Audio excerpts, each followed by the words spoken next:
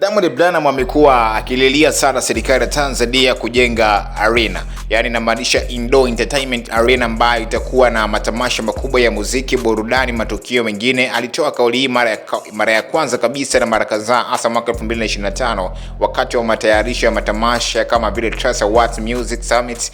Kwenye tuzo hizo za Trace Awards Music Summit kulikuwa na matatizo mengi sana kimiundombinu kama vile stage na mambo mengine sana ya kiufundi. Lakini pia hii ni aibu kwamba nchi kama Rwanda ina BK Arena inayo host matamasha makubwa, lakini Tanzania haina. Ndio imekuwa kilio kubwa cha mwanamuziki Diamond Platnumz. Lakini arena itasaidia kuepuka aibu wakati wa matukio ya kimataifa na kuwezesha wasanii kufanya maonyesho kwa kiwango cha juu zaidi. Mwaka 2025 serikali ilijibu kwa kutangaza mpango wa dola za Kimarekani milioni 172, ni sawa na shilingi bilioni 450 za Kitanzania kujenga arena hiyo Dar es Salaam. Lakini faida za arena hasa inapojengwa kwenye nchi husika ni zipi, hasa kwenye sekta ya muziki na burudani?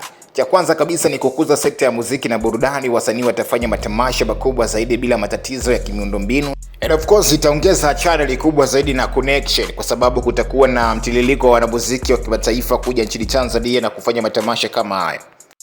Faida nyingine ni kutoa ajira, ujenzi, usimamizi wa wafanyakazi wa arena, wasanii, wauzaji wa tiketi, usalama na kadhalika. Itaongezeka ajira kwa vijana wengi sana kwa sababu kutakuwa na ujenzi. Mapato kwa serikali, ticket, kodi za matukio mengine, conference, michezo ya ndani kama vile basketball, netball na mengine, matamasha ambayo yatakuwa yanafanyika. Lakini pia kupunguza aibu ya kimataifa. Hapa tustike kwamba matamasha makubwa kama haya yanapokuwa yanafanyika, hasa nchi inapokuwa na arena yake ya matukio ya kiburudani zaidi, jambo jingine itakuza uchumi wa kimataifa na nchi zaidi. Lakini pia kwa ubunifu, yani creative economy, pamoja na itasaidia pia filamu pamoja na television za sanaa zingine kupanda zaidi na kuzidi kufuatiliwa zaidi. Of course hapa ni Nova Sada, ilikuwa ni News Update Media. Poa kiburudani zaidi imezidi kuchukua nafasi zaidi, lakini tumepewa nguvu na kwake Hida Zara ambao wanauza body products pamoja na supplements, wanapatikana jijini Mwanza, Deluxe City Mwanza. Mda wangu wa nguvu ambao unanisikiliza sasa hivi, basi unaweza kufika pale hivi kwa Hida Zara